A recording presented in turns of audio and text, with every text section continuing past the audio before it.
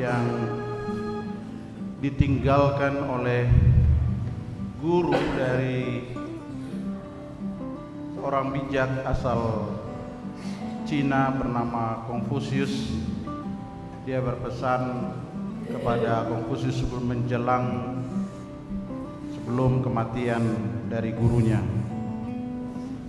Confucius datang kepada gurunya dan dia mengatakan, "Guru, kira-kira warisan apa yang hendak ditinggalkan kepada saya waktu itu?"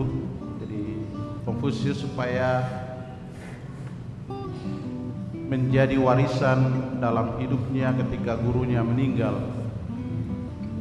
Dan gurunya berpesan 3, tapi salah satunya dia berpesan begini, "Kalau kamu pulang ke kampung halaman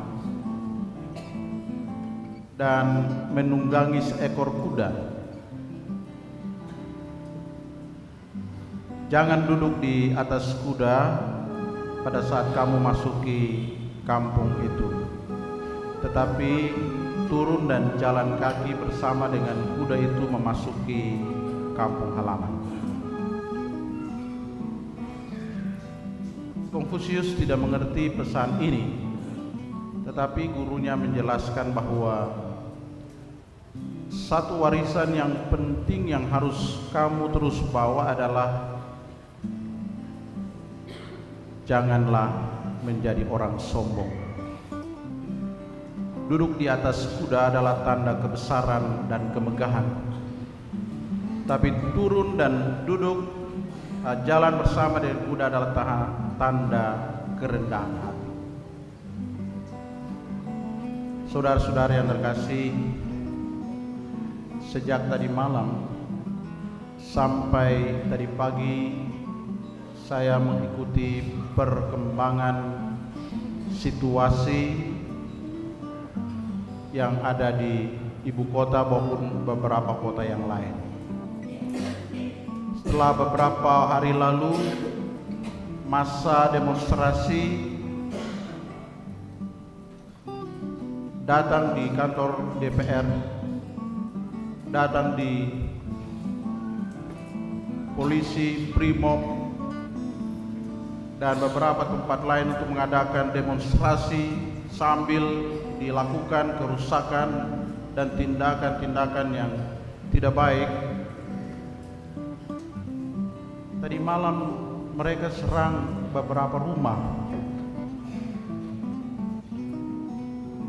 di Tanjung Priok. Mereka serang rumah dari anggota DPR bernama Saroni. Mobil mewah di dalam rumah dirusakkan. Brankas yang isi uang dibongkar, lalu dihambur uang dolar, uang rupiah bagi ke masyarakat. Orang jarah rumah itu, dirusakkan kaca, semua hancur lebur.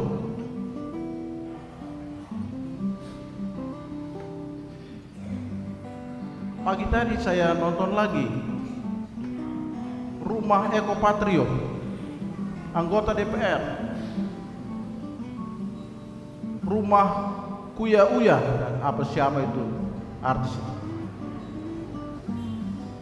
dihancurkan, dijarah,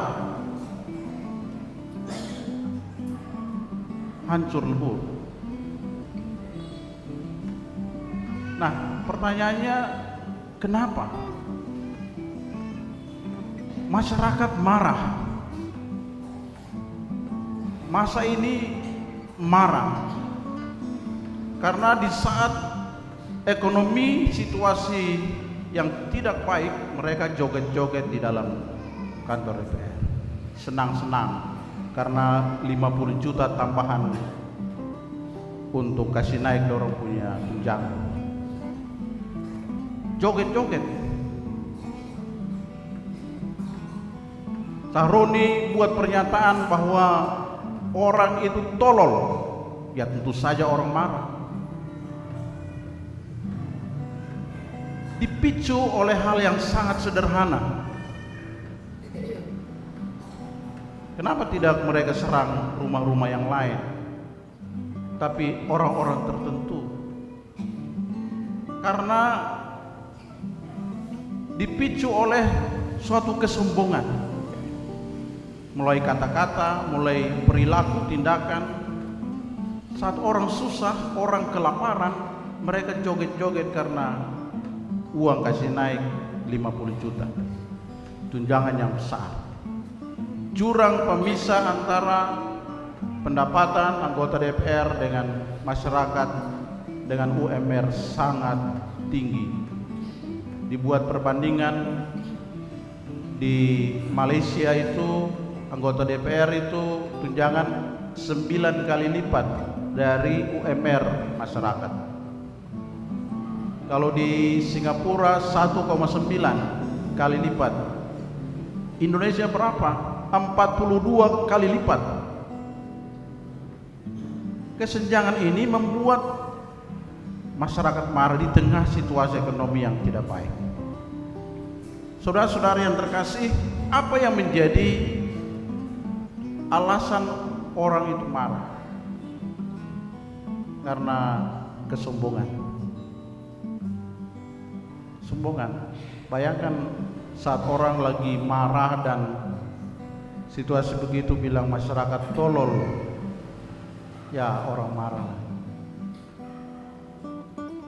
Saat orang lagi susah kok joget-joget karena uang naik.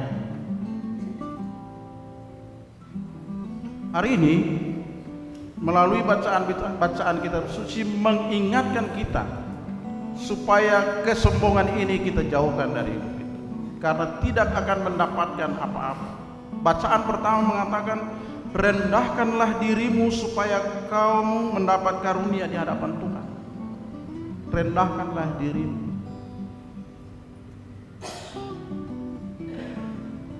Dan bacaan yang kedua mengatakan, datanglah ke Bukit Sion, ke kota Allah kita.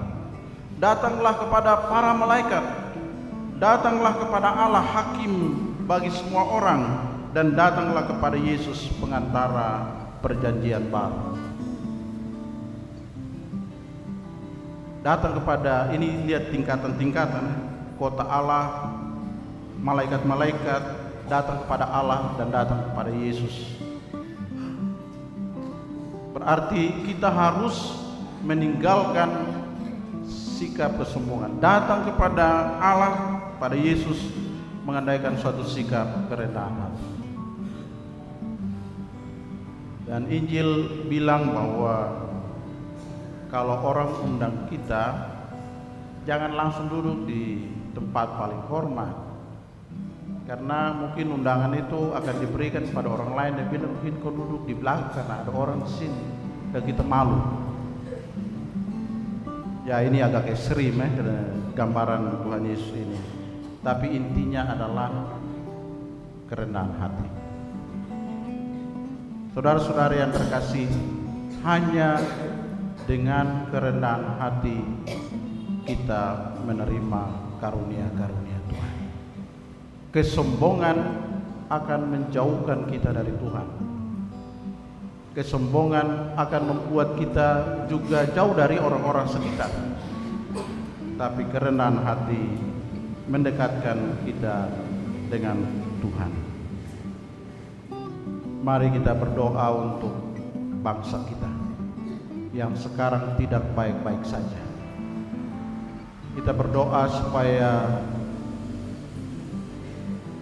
damai, keamanan tercipta. Karena kalau terjadi kerusakan, kerusuhan, maka semua menjadi korban. Kita berdoa supaya tercipta kedamaian dan kesatuan yang tentu saja dilandasi oleh sikap yang rendah hati. Saudara-saudari umat kekasih, bacaan-bacaan hari ini mengajak kita untuk mengarahkan perhatian kita kepada hal yang terpenting dalam hidup, yang tidak bisa dibeli dengan kekayaan dan uang. Apa saja itu? Kesehatan, kedamaian, dan cinta kasih. Itu hal-hal yang tidak bisa dibeli dengan uang. Ya, orang punya harta kekayaan, rumah yang mewah, dalam sekejap dijarah dan dirusak. Selesai. Uang dan kekayaan tidak dapat membeli kehidupan dan hal-hal penting seperti kasih, kedamaian, kebahagiaan, kelembutan, dan rasa hormat. Kadang-kala orang iri hati karena ada orang yang susah sekali tidur. Saya bersyukur gampang tidur. Tapi ada orang yang mau bilang tempat tidurnya bagus sekali dan mahal sekali, tapi bolak-balik mari tidak bisa sono.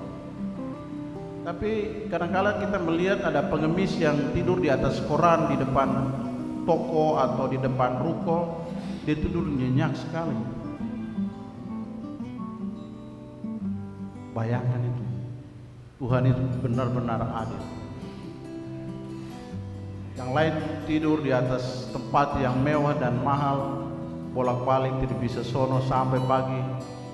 Yang ini tidur di atas koran dan di emperan jalan, mungkin lalat atau nyamuk kipas dia, tapi dia tidur sedap saja, nyenyak.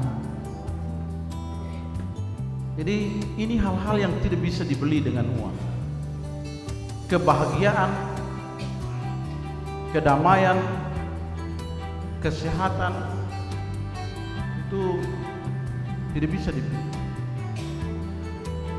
Karena itu Tuhan mengajak kita supaya kita cari yang seperti ini. Nah, kita orientasikan hidup pada hal-hal yang seperti ini. Dengan apa? Sikap kelemah lembutan dan rendah hati. Tuhan memberkati kita semua. Amin.